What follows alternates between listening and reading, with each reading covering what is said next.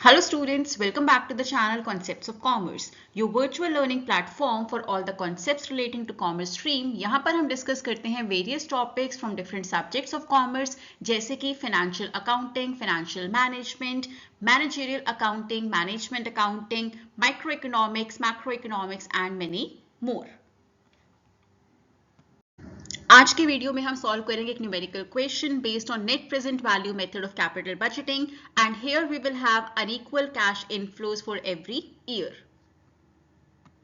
So the question says ABC Limited is considering purchase of a machine costing rupees 2,35,000 and installation charges are rupees 25,000.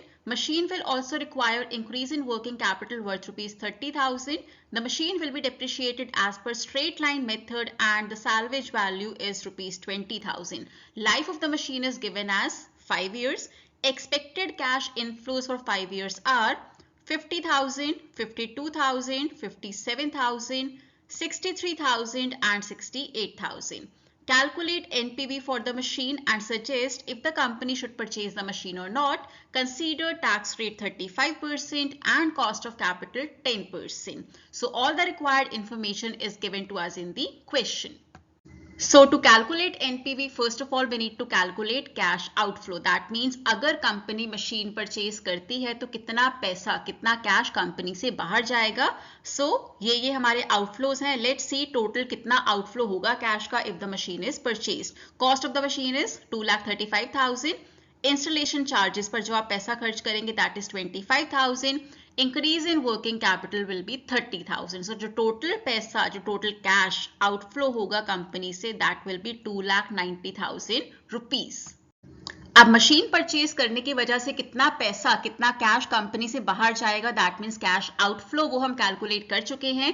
Next step is calculation of CFAT. That means कितना पैसा company के अंदर आएगा if the machine is purchased. Cash inflow क्या होगा अगर हम machine को परचेज करते हैं. For that we need to use this table for calculation of CFAT and under NPV method of capital budgeting cash flow जो हम यूज करते हैं that is cash flow after taxes but before depreciation and how that is calculated will understand in this video.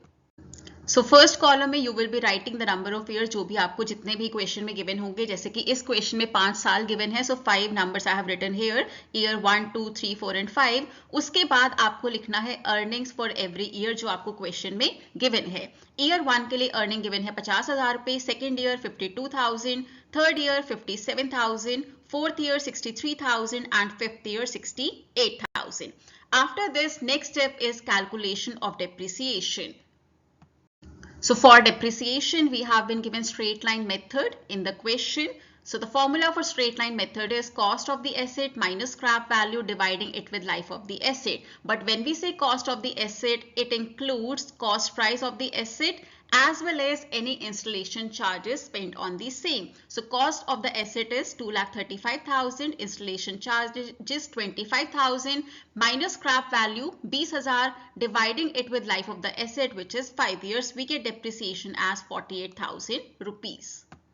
अब क्योंकि ये straight line method है that means depreciation will be same for every year. So हर एक साल के आगे आप डेप्रिसिएशन अमाउंट लिख सकते हैं दैट इज 48,000 जो हमने अभी कैलकुलेट किया है.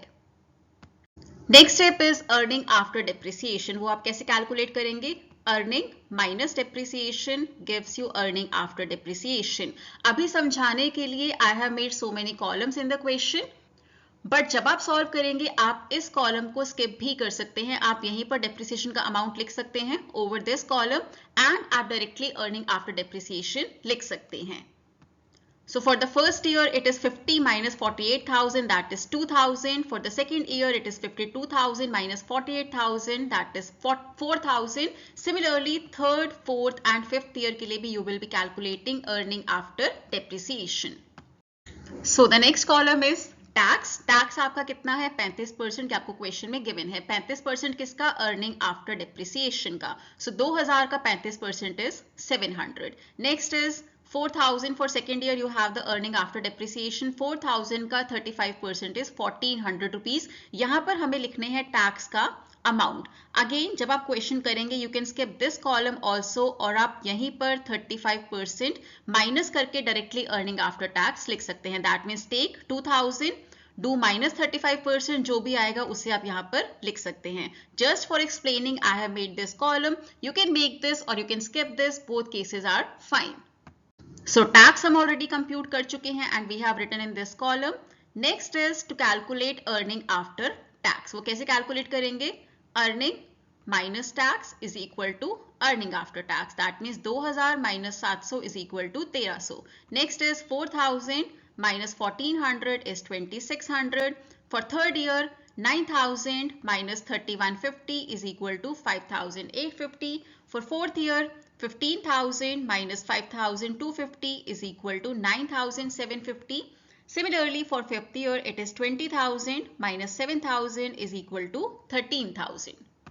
Now, next step is calculation of CFAT. That means cash flow after taxes. उसके लिए आप क्या करेंगे? अभी तक आपके पास है earning after tax, but हमें क्या चाहिए? Cash flow after tax.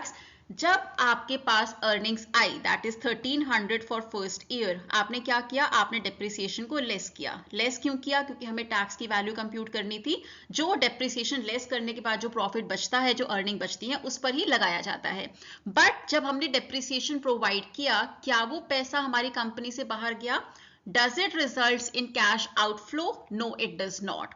That means अगर आपको CFAT चाहिए, कैश फ्लो आफ्टर टैक्सेस चाहिए, you need to add depreciation back to the earning after tax. So 1300 plus 48,000 is 49,300.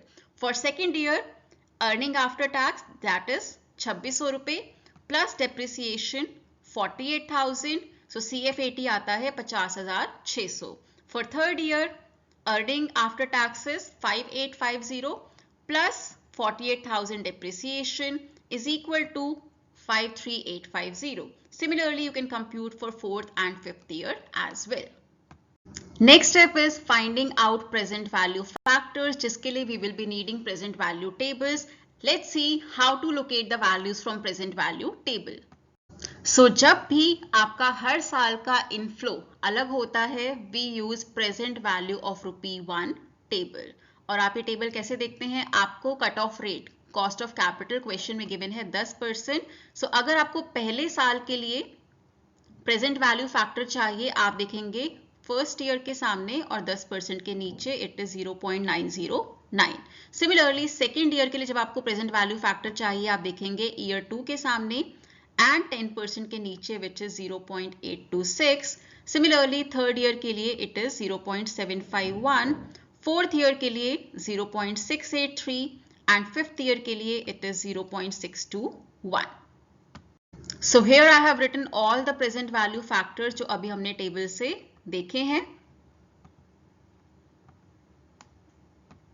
Last step of the table, we need to calculate present value of CFAT. CFAT हमारे पास है, present value factor हमारे पास है. दोनों को जब आप multiply करेंगे, you will get present value of CFAT. That means 49,300 into 0.909 is 44,815.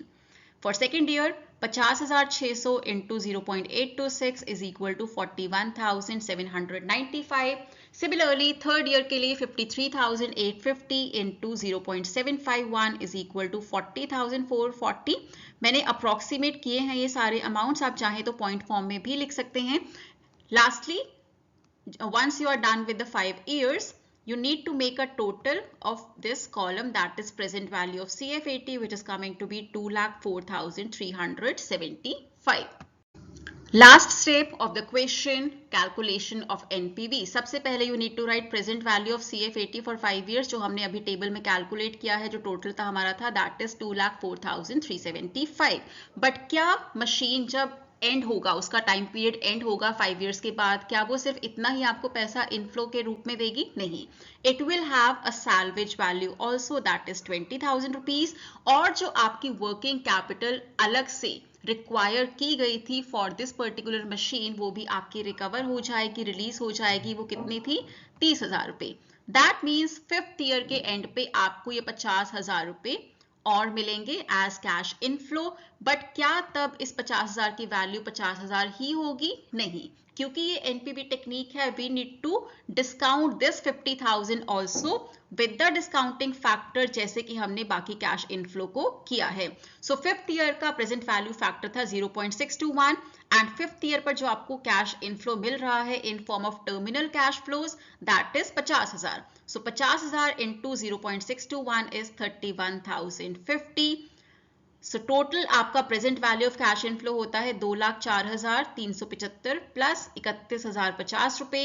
That means आपका टोटल हो जाता है 2,35,425 रुपए less cash outflow. That means जो पैसा आपने खर्च किया था, करना है, जो आप प्लान कर रहे हैं अगर आप मशीन परचेज करते हैं, that is 2,90,000 rupees. That means you have a negative NPV. आपका आउटफ्लो तो ज्यादा हो रहा है लेकिन आपका इनफ्लो कम आ रहा है. That means you have a negative NPV. That is why I have written this amount in brackets, क्योंकि ये नेगेटिव है.